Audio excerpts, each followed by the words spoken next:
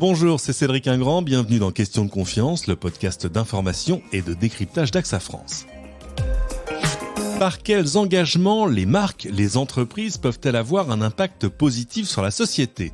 Cette aspiration, elle a un nom, on le connaît, RSE pour responsabilité sociétale des entreprises. Alors la RSE, ça existe depuis longtemps déjà, mais on sent bien que le mouvement aujourd'hui s'accélère.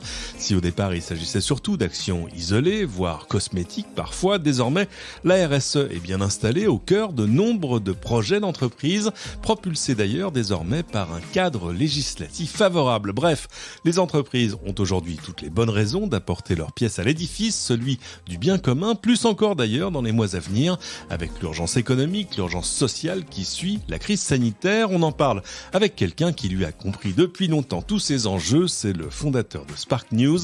Bonjour Christian de Boisredon. Bonjour. Alors, on va rentrer évidemment dans le détail de ce que font ou ce que devraient faire toutes ces entreprises, mais d'abord, présentez-nous quand même Spark News en 2 mots. Spark News, c'est un média social ? Alors, c'est vraiment une espèce à part, Spark News. En fait, au départ, l'idée, c'était de travailler avec les médias qui savent très bien nous parler des problèmes, et c'est important, mais parfois on a besoin de parler des solutions, de ce qui marche. Ah, c'est un média de l'actualité heureuse. Vous savez que ça a déjà été tenté. Oui, mais justement, c'est pas l'actualité heureuse, c'est les vraies solutions qui marchent. Et c'était justement ce sur quoi on a dû se battre au début. C'est-à-dire, c'est pas du journalisme positif, c'est des solutions. Et d'ailleurs, le premier projet que j'avais monté, c'était avec Libération.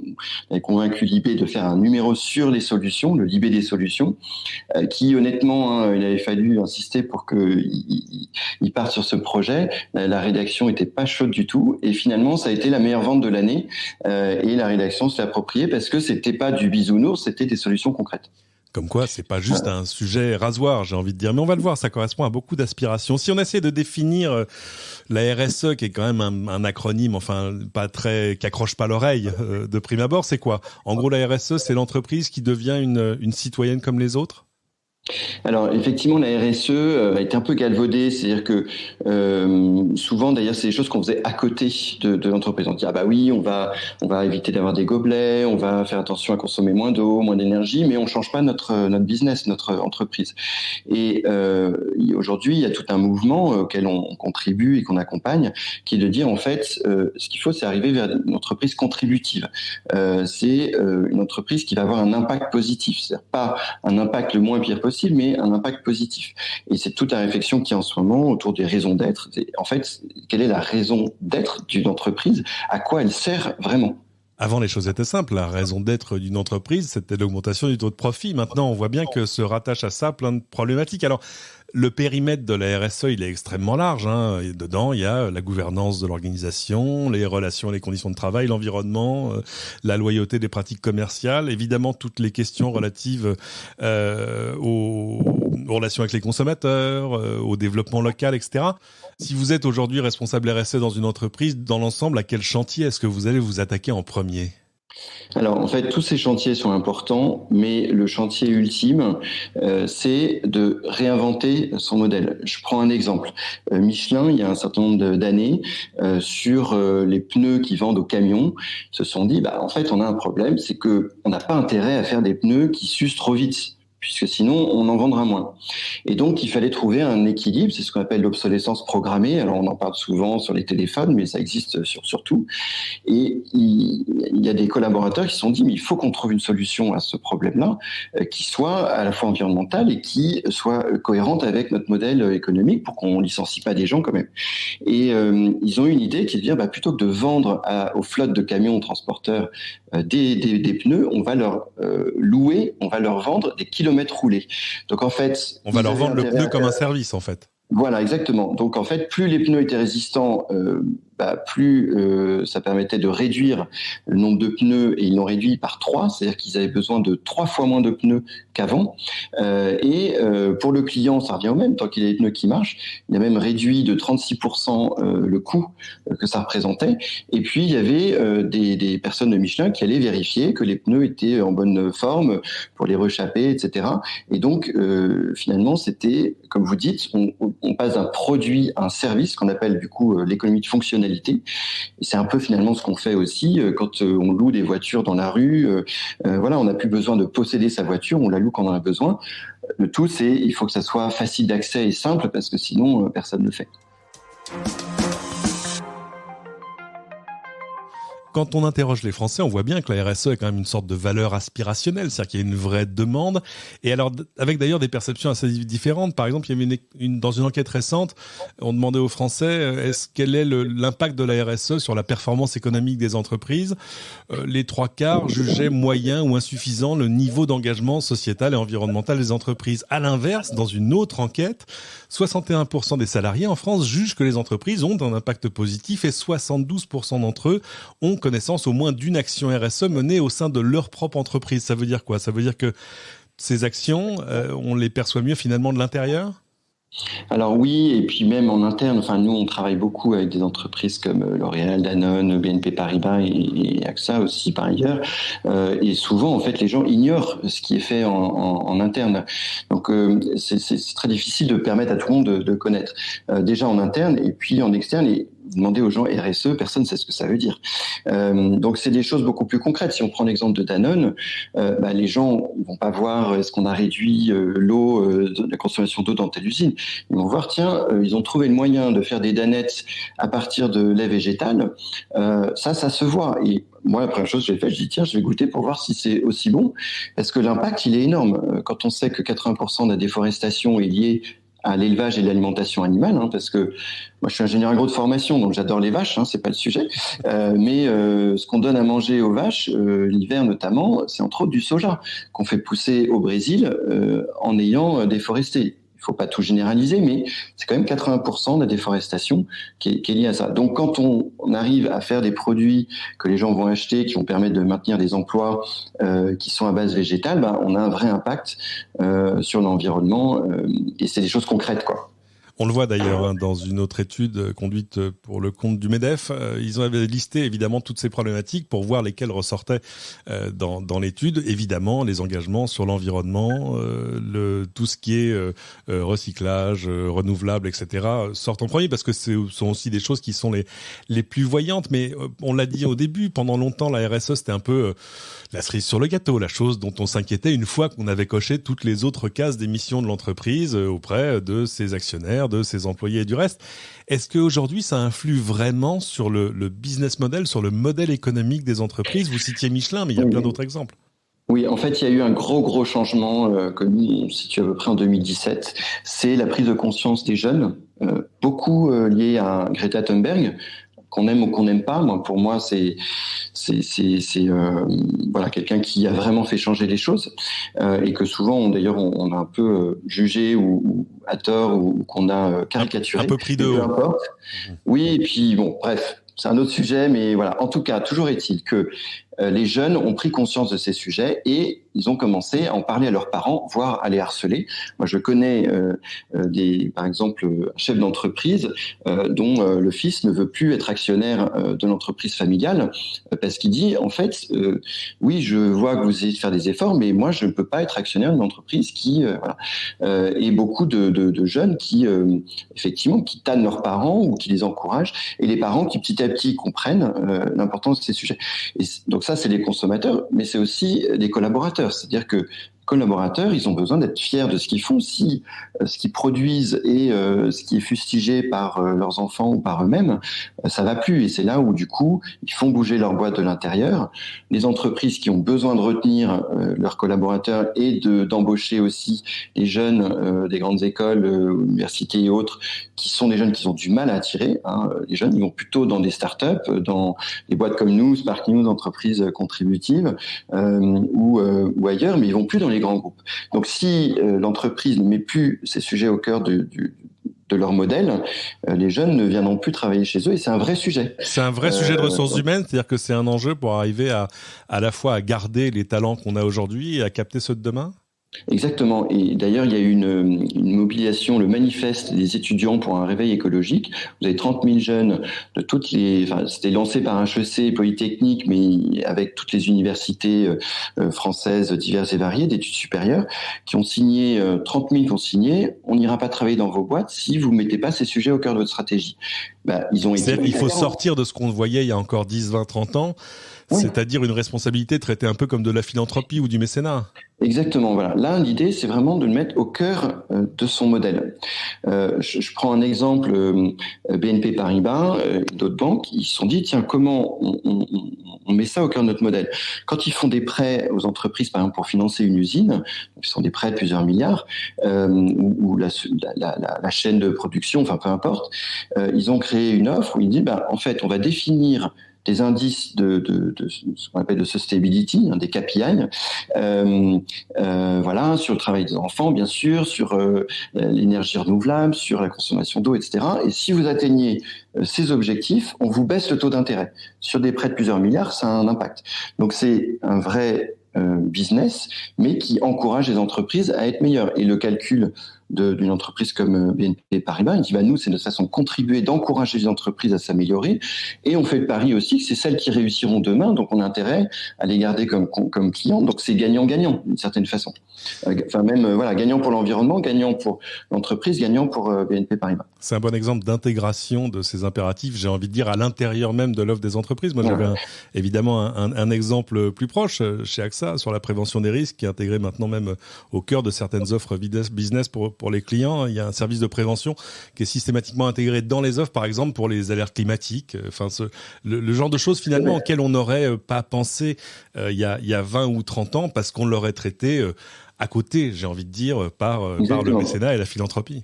Oui, et puis même, AXA, Garance, Richard Vattez a créé AXA Emerging Customers, qui est une assurance pour les petits, les micro-entrepreneurs ou les petits agriculteurs dans les pays en voie de développement, qui, s'il arrive un problème, ils perdent tout. Ça fait depuis des générations, ils ont réussi à sortir de la pauvreté et du jour au lendemain, ils perdent tout. Donc, c'est des petites assurances, mais au lieu de le faire en mode philanthropique, il y a un modèle économique, alors qui n'est peut-être pas le plus rentable, mais qui fonctionne. Et c'est des 9 millions de personnes qu'on peut protéger. Et pour ça marche parce qu'il y a des collaborateurs, que ce soit chez AXA ou ailleurs, qui se disent qu'est-ce que je peux trouver comme solution pour résoudre tel problème, et qui vont mettre leur énergie, les moyens de leur entreprise pour inventer des modèles différents. Est-ce que finalement la meilleure motivation en termes de business, j'ai envie de dire, est-ce que c'est pas que finalement tout ça correspond, on l'a dit, à une attente vraiment forte du consommateur qui a envie lui aussi de trouver plus de sens, alors là pas dans son métier mais dans les produits qu'il achète au jour le jour? Alors tout à fait. Par contre, il y a une chose qui est importante pour que ça marche, il faut que l'offre soit facile d'accès. Je vais donner un exemple. Si il faut traverser votre village ou votre ville pour aller chercher dans le restaurant, dans le magasin bio, le produit, etc., vous le faites pas parce que pour plein de raisons. Ce qui a fait le succès, par exemple, d'un projet comme C'est qui le patron, je sais pas si vous connaissez, c'est deux garçons qui se sont dit, on dit que les producteurs de lait n'arrivent pas à vivre de leur métier. Les distributeurs disent oui, mais on peut pas vendre le lait plus cher parce que sinon les gens viendront plus chez nous. Donc, ils ont lancé une démarche en disant aux consommateurs, dites-nous ce qui est important pour vous. Le prix du lait, aujourd'hui, il est à 0,69 centimes. Si vous voulez qu'ils vivent décemment de leur métier, il faudrait l'augmenter de 6 centimes. Est-ce que vous êtes d'accord? Oui, non, ok, oui. Pour qu'il ait 3 semaines de vacances, il faudrait augmenter de 3 centimes. Avec tout un cahier des charges, pas d'OGM, machin, tout ça. Et donc, ils arrivent à un prix à 0,99 centimes.